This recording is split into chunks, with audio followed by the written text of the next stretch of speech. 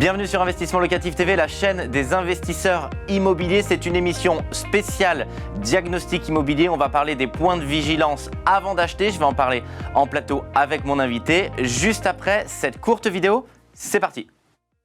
La performance énergétique est en train de devenir un critère de valorisation du patrimoine immobilier. C'est ce que montre une étude de l'agence Haussmann que vous dévoile ce matin BFM Business avec Marie-Cœur de Roy.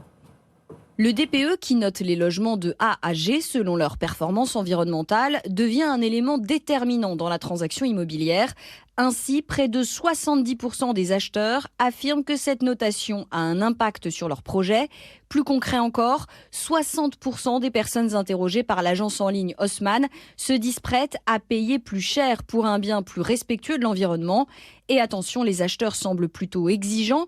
Si l'État qualifie de passoire thermique les biens classés F et G, c'est à partir de D que les Français sont les plus nombreux à considérer la note mauvaise, et même C pour 10% d'entre eux.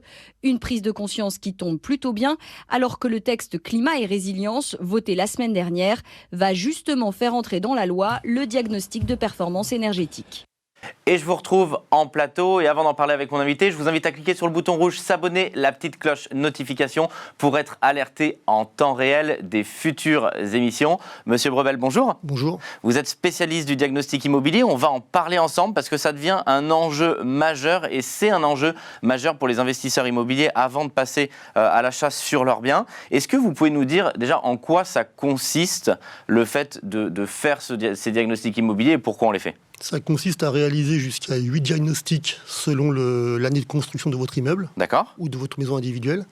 Donc c'est la loi Carrez, l'amiante, le plomb, les termites, le DPE, le gaz, l'électricité. Et ensuite, ça sert à rendre un dossier technique par rapport à un appartement qui va être acheté pour sécuriser l'acquéreur ou le futur locataire. Ok, on va en parler ensemble effectivement sur ces différents items, merci que vous avez cités. On peut commencer par exemple par le plomb. Si on se met à la place de nos téléspectateurs, ils vont vouloir investir, acheter un bien. Est-ce que c'est grave si on voit que dans le diagnostic, il y a du plomb ? En soi, non, c'est pas grave s'il y a du plomb dans les peintures. Parce que en fait, le plomb, on vérifie tout ce qui est peinture. Hein, et s'il y a du plomb, c'est pas un souci. Par contre, l'important, c'est l'état de dégradation des supports où va se trouver le plomb. Donc, si les peintures sont en mauvais état, ça peut être un problème qui va entraîner du saturnisme. Si, par exemple, des jeunes enfants s'amusent à ramasser les petites écailles qu'on trouve par terre, les avaler, en grosse quantité, ça peut créer du saturnisme chez les jeunes enfants. Parce qu'historiquement, les peintures étaient au plomb, ça vient de là ? Parce que oui, jusqu'à la fin, depuis le 1er janvier 48, 49, le plomb est interdit normalement dans les peintures. Et en l'occurrence, avant, il y avait du plomb dans les peintures, effectivement.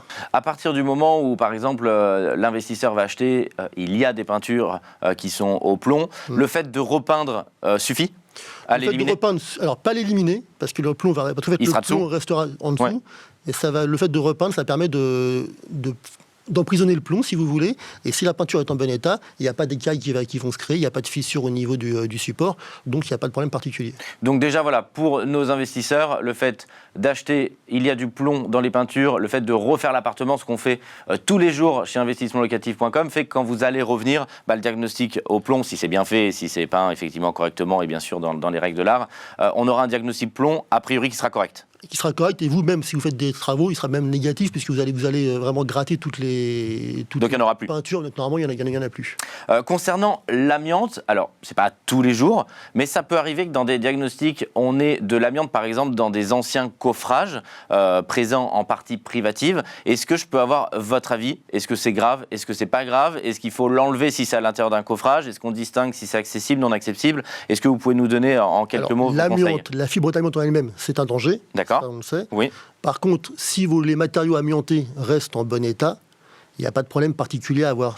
Après, on met en place ce qu'on appelle un contrôle périodique. Tous les 36 mois, on va contrôler l'état de dégradation du matériau qui est amianté et vérifier qu'il reste en bon état. S'il reste en bon état, il n'y a pas de problème particulier. Quand vous dites qu'il reste en bon état, il est quand même accessible ou non accessible ? Je mets non accessible à l'intérieur d'un coffrage. Alors, on ne peut pas l'expliquer comme ça. L'amiante, même si ça c'est à l'intérieur d'un coffrage, normalement, si vous avez un coffrage comme ça, il faut pouvoir créer une trappe de visite pour pouvoir contrôler le conduit, par exemple, qui passera dans ce coffrage. Ça, c'est important. Il faut pouvoir contrôler tous les 36 mois cet élément de façon à vérifier qu'il soit un peu en bon état. Qu'il ne s'est pas détérioré dans le temps et que ça devient dangereux parce que c'est la fibre. Qu'il n'a pas été cogné, qu'il n'a pas été... Voilà, parce que c'est la fibre d'amiante en elle-même qui va être dangereuse et qui va rester dans l'air. Si vous avez des questions, je vous invite à les mettre en commentaire puisque ça va vraiment nous servir pour les prochaines émissions de manière à vous donner un maximum de valeur. Je voudrais qu'on parle des autres items. Alors on peut traiter peut-être le gaz et l'électricité ensemble. Voilà, on est investisseur, on achète, on voit que sur le DPE, l'état d'installation de gaz et d'électricité n'est pas aux normes. Est-ce que c'est grave? Est-ce que c'est pas grave ou ça dépend? Ce qui n'est pas aux normes. C'est pas sur le DPE que vous verrez l'état d'installation de gaz ou d'électricité, c'est vraiment sur un diagnostic gaz bien particulier, un diagnostic électricité. Oui, sur l'ensemble des diagnostics de l'appartement. Exactement, voilà. Et ensuite, si vous voyez qu'il y a en fait, le diagnostic va vous dire quel élément peut poser problème en termes d'électricité ou de gaz. Mais quand vous achetez un appartement, si vous refaites comme vous en l'occurrence, un investissement locatif, en fait, l'appartement va être refait, donc il va être remis aux normes. Donc il n'y aura pas de problème particulier après. Ça permet d'envisager les travaux qu'il y aurait à faire sur l'installation de gaz ou l'installation d'électricité. Le conseil que je peux vous donner, c'est ce qu'on fait chez Investissement Locatif. La plupart du temps, le gaz, de toute manière, on l'enlève pour des questions de rentabilité. Vous l'enlevez, c'est ce que j'ai vu. Et effectivement, on va rester en total électrique et même le chauffage, bien évidemment, va être donc électrique. On va refaire complètement l'électricité aux normes. La question que je me pose derrière et que doivent se poser aussi les investisseurs, les normes, elles évoluent tout le temps. C'est une bonne chose, puisque le but, c'est bien évidemment d'améliorer son patrimoine, d'améliorer la sécurité des occupants et de manière générale le patrimoine. Mais est-ce qu'on n'est pas condamné finalement tous les ans ou tous les 2 ans à ne plus avoir un appartement aux normes parce que électrique, parce que les normes changent tellement que finalement elles sont bonnes à un instant T, mais 2 ans après, quand vous repassez ou par exemple je veux revendre mon appartement, ce n'est plus aux normes? Alors, en termes d'électricité, non, parce qu'en fait, il y a 2 normes. Il y a la norme que nous, en tant que diagnostiqueurs, on utilise, qui est une norme de sécurité, de mise en sécurité. Il y a la norme des électriciens qu'eux utilisent, qui est une norme de mise en conformité. Et ce qui fait qu'en fait, en termes de sécurité, la norme n'évolue pas si vite, et tous les 2 ans, c'est exagéré. Mais effectivement, peut-être que tous les 4-5 ans, la norme peut évoluer, et vous avez dans ces cas-là des améliorations à apporter. On a un item aussi, c'est l'état des risques naturels et technologiques.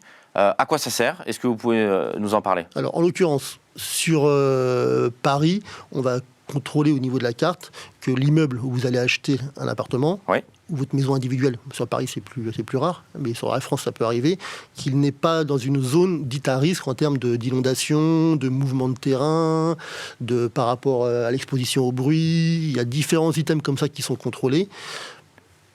Alors moi, je peux pas en parler que sur Paris, parce que c'est ma zone d'activité. Sur Paris, il n'y a pas trop de risques à ce niveau-là. On sait qu'il y a des zones de carrière, mais de toute manière, c'est pas propre au logement, c'est propre à la zone géographique. C'est la zone et ça concerne l'immeuble. Ça ne concerne pas le logement particulièrement. Donc l'idée, c'est de donner un maximum d'informations à l'investisseur, à l'acheteur, pour savoir dans la zone dans laquelle il achète. Exactement, tout à fait.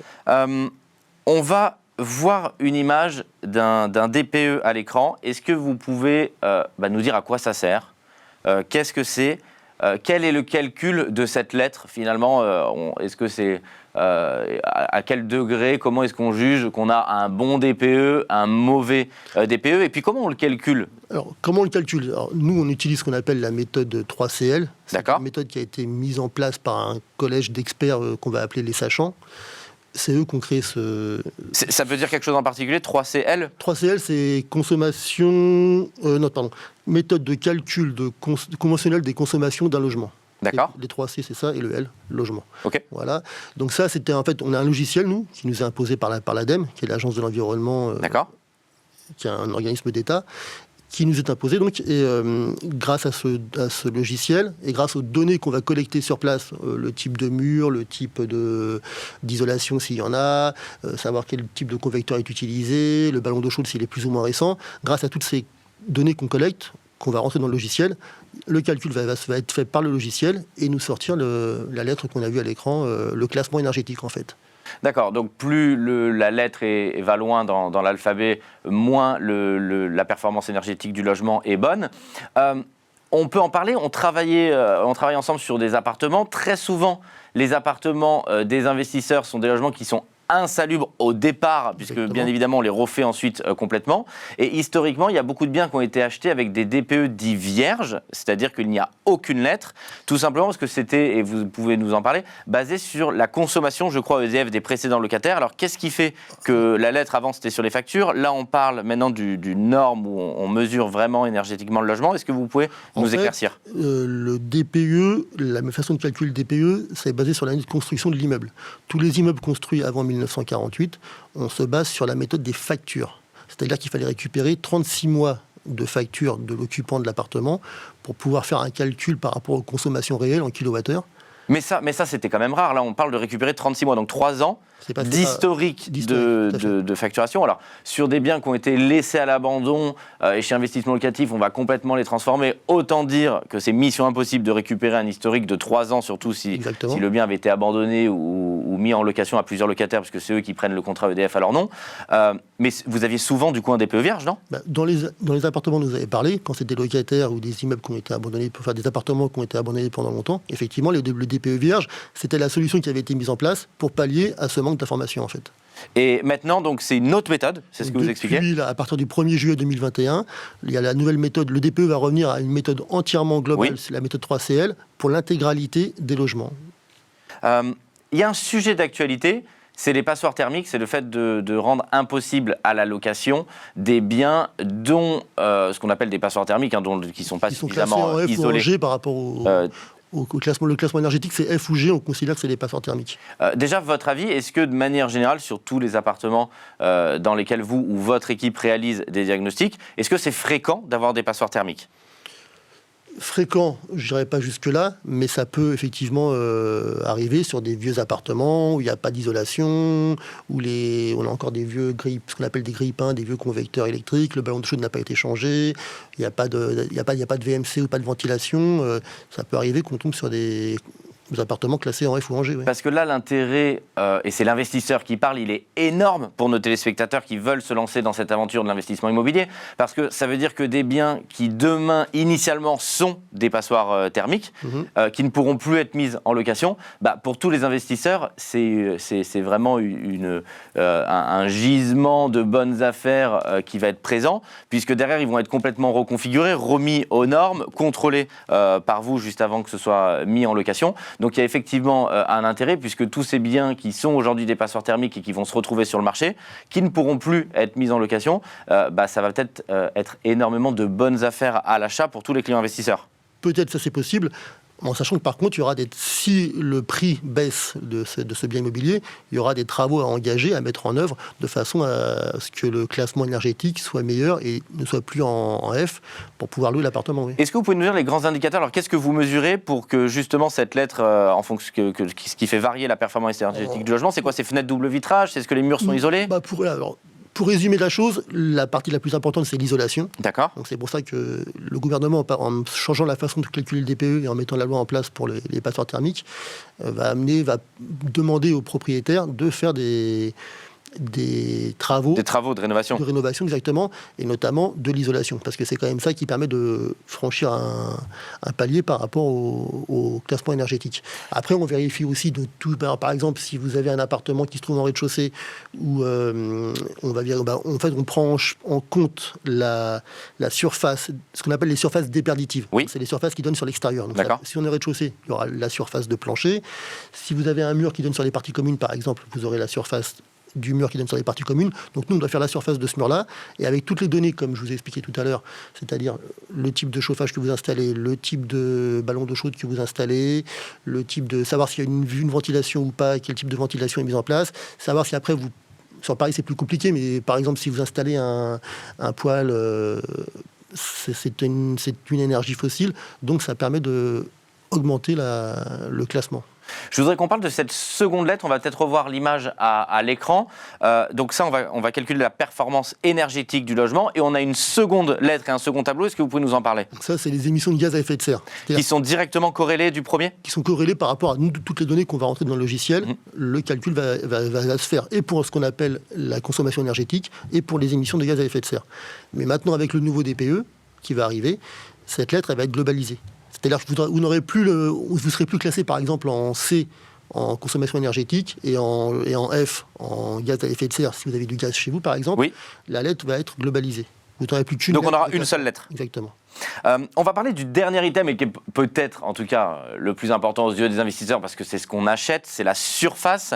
Donc, est-ce que vous pouvez nous dire la différence pour nos téléspectateurs, surface loi Carrez, surface habitable? Est-ce qu'on calcule l'habitable? Est-ce qu'on calcule la Carrez? Alors, pour la vente, on calcule ce qui est demandé par le notaire, c'est la surface loi Carrez, dite loi Carrez.